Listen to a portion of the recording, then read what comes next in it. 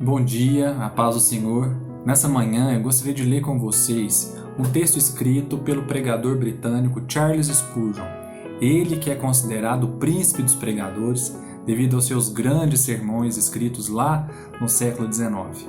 Nesse, ele faz uma reflexão sobre o texto de 2 Coríntios, capítulo 12, versículo 9, que é: "A minha graça te basta."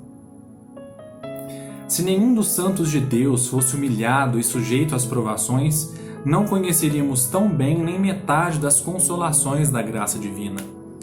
Quando encontramos um andarilho que não tem onde reclinar a cabeça, mas que pode dizer, mesmo assim confiarei, ou quando vemos um pobre necessitado de pão e água que ainda se gloria em Jesus, quando vemos uma viúva enlutada, assolada por aflições e ainda tendo fé em Cristo, que honra isso reflete no Evangelho.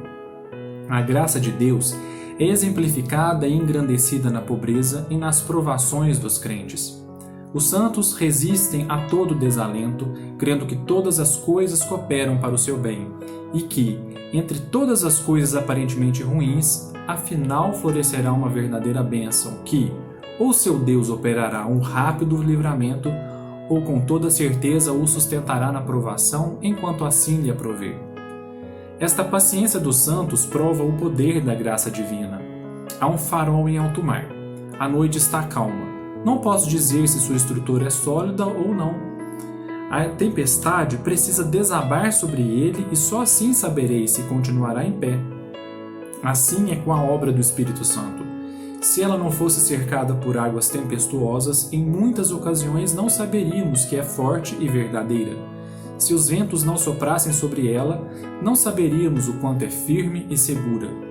As obras-primas de Deus são aqueles homens que permanecem firmes e inabaláveis em meio às dificuldades. Aquele que quer glorificar seu Deus deve ter em conta ao enfrentar muitas provações. Nenhum homem pode ser reconhecido diante do Senhor a menos que suas lutas sejam muitas. Se então o teu for um caminho atribulado, regozija-te nele, pois mostrará o teu melhor diante de toda a suficiente graça de Deus. Quanto a ele falhar contigo, jamais pense nisto. Odeia este pensamento. O Deus que foi suficiente até agora, o será até o fim. Amém. Que texto maravilhoso e tão atual, não é verdade? Atual porque ele trata da palavra de Deus, e a palavra de Deus, ela é viva em todo o tempo. E como disse o texto, nós não somos alheios ao sofrimento, muito pelo contrário.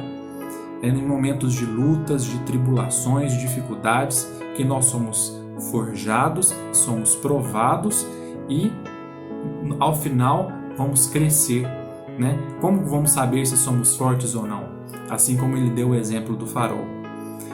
E algo interessante é que o próprio Charles Spurgeon, ele teve uma vida de muitas dores físicas, emocionais.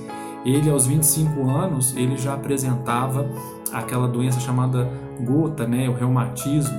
E quem a tem, fala que tem muitas dores, é uma doença que gera muitas dores. Ele também passou por períodos de depressão e problemas com a sua esposa, que quase morreu.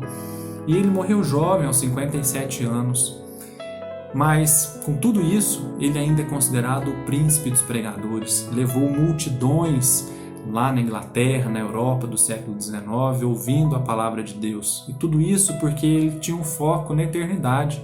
O foco dele não era aqui. Se o foco dele fosse aqui, ele não sairia da cama, possivelmente.